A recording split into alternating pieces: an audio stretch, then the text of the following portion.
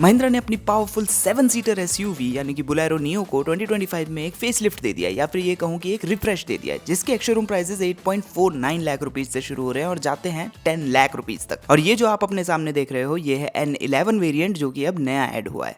सबसे पहले आप नोट कर सकते हो जो फ्रंट ग्रिल है वो चेंज कर दी गई है। अब ये पहले से ज़्यादा स्लीक हो गई है। यहाँ पे आपको ये हॉरिजॉन्टल में मिल रही है। ये जो कलर आप देख रहे हो इसको महिंद्रा कह रही है ब्लू जीन्स कलर या jeans blue colour, but don't worry, अगर आपके पास ब्लैक जीन्स है तो ऊपर आपको ट्यूनिंग करने के लिए ब्लैक कलर भी मिलेगा। So basically dual tone colours भी अब बोलेरो नियो लाइनअप में ऐड कर दिए गए हैं। अब अगर हम साइड में आ जाएं तो आप नोट करोगे 16 इंच एलॉय रिम्स जो ब्लैक कलर में है, ब्लैक थीम में है। उसके अलावा जो ओवरऑल साइड प्रोफाइल है वो पहले जैसी ही है। हाँ, अगर आपको याद हो तो जो ए और सी पिलर है ये पहले भी ब्लैक आउट थे। अब यहाँ पे जो लास्ट वाला डी पिलर है ये भी ब्लैक आउट हो चुका है। नाउ ऐसी कुछ दिखती है इसकी रियर प्रोफाइल। तो ऊपर आपको ये एक स्पॉइलर मिल रहा है जो अगेन ब्लैक कलर में है। यहाँ पे भी व्हील को टेल गेट पे माउंट किया गया है और बोलेरो यहाँ पे लिखा हुआ है। हालांकि नियो सिर्फ यहाँ पे लिखा हुआ है, विच इज़ वियर्ड। अब जब हम यहाँ पे हैं ही तो जल्दी से मैं आपको इसकी बूट भी दिखा देता हूँ। अगर आपको लोगों को बिठाना है तो आप ऐसे करके इसमें बैठ सकते हो। नाउ ये जो सीट्स हैं ये डेफिनेटली बोलेरो से थोड़ी सी छोटी है, बट अदरवाइज अगर हम आमने सामने बैठ रहे हैं तो इस स्पेस की बात करें तो वो मुझे थोड़ा सा बेटर लग रहा है। हेडरूम मोर और लेस सेम ही है। अब अगर बात करें कि इसमें आपको कितना बूट स्पेस मिलता है या कैसा बूट स्पेस मिलता है, तो आप इसको ऐसे फोल्ड कर सकते हो और ऐसी कुछ दिखती है इसकी बूट।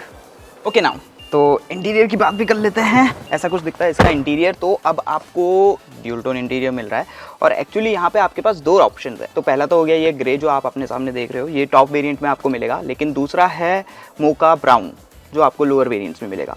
साथ में जो ये सीट्स हैं ये भी लेदरेट हो गई है, ये भी ड्यूल टोन है, अच्छी लग रही है। आर्म रेस्ट आपको दोनों सीट्स पे मिल रहे हैं। बाकी ऐसा कुछ दिखता है इसका डैशबोर्ड और यहाँ पे इंटीग्रेटेड है आपकी 9 इंच की टच स्क्रीन। ये टच स्क्रीन दिखने में आपको थोड़ी सी आफ्टर मार्केट वाला फील देगी। बाकी ये आपके एयर कंडीशनिंग के कंट्रोल्स हो गए। यहाँ पे आपको छोटी सी एक MID मिलती है। बाकी जो आपके डायल्स हैं वो एनालॉग हैं। और स्टीयरिंग पे नोट करने वाली चीज़ ये है कि आपको क्रूज कंट्रोल के बटन्स भी अब यहाँ पे दिखेंगे, क्योंकि इसमें क्रूज कंट्रोल भी ऐड कर दिया गया है।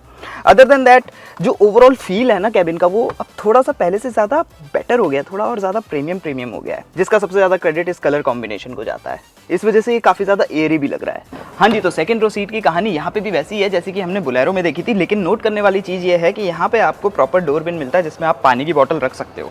नाउ अगेन यहाँ पे भी हो सकता है कि स्पेस आपको दिखने में क्रैम्प लगे, लेकिन एक्चुअली है नहीं। आपके पास decent amount of knee room है और हेडरूम की तो खैर कोई कमी नहीं है। अंडर थाई सपोर्ट मुझे काफ़ी अच्छा लगा। 3 लोग यहाँ पे आराम से एडजस्ट कर लेंगे, ये बात तो मैं आपको श्योरली कह रहा हूँ। और जो ये फ्लोर है ना ये भी एकदम फ्लैट है, विच इज़ ऑल्सो नाइस। लेकिन ना जो सेंटर में बैठेगा उसको अपना हेडरेस्ट नहीं मिलेगा, लेकिन आर्मरेस्ट आपको जरूर मिलेगा अगर आप 2 लोग बैठे हुए हो तो। ओवरऑल पहले से थोड़ी ज़्यादा प्रीमियम और कंफर्टेबल भी। और हाँ, बताना भूल गया कि बोलेरो नियो की भी जो सीट्स है ना उनके कुशन्स को भी इंप्रूव कर दिया गया है। तो अब ये पहले से ज़्यादा सपोर्टिव भी हो गए हैं और फील भी होता है। अच्छा, बताना ही भूल गया कि एक कूल फीचर जो महिंद्रा ने इसमें ऐड कर दिया है जिसका नाम है MTT, जिसका मतलब होता है multi terrain technology.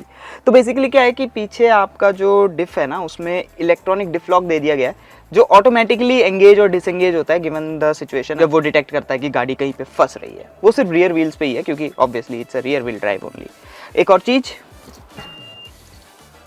Rear parking camera, हालांकि क्वालिटी थोड़ी बेटर हो सकती थी। नाउ एक चीज़ जो मैं चाहता हूँ कि आप काफ़ी ध्यान से नोट करें कि इतने सारे चेंजेस तो किए हैं, लेकिन महिंद्रा का कहना है कि हमने जो साउंड डैम्पिंग है ना उसमें किसी तरह की इतनी खास इंप्रूवमेंट नहीं की है, जो कि एक काफ़ी मेजर पॉइंट है। एंड आई विश कि वो किया होता तो जो रिफाइनमेंट है कैबिन का वो थोड़ा और इम्प्रूव हो सकता था।